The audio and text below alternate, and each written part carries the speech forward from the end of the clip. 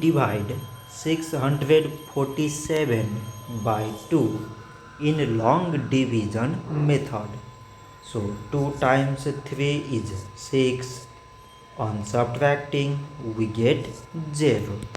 So now we put down this 4 and 2 times 2 is 4. On subtracting we get 0. So again we put down this 7 and 2 times 3 is 6. On subtracting we get 1. So now this 1 is less than 2 and there is no other number to put it down. So we take here decimal so that we put 0.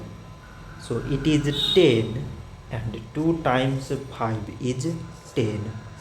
On subtracting we get 0. So 647 divided by 2 is 323 decimal 5. So this much for today and thanks for watching.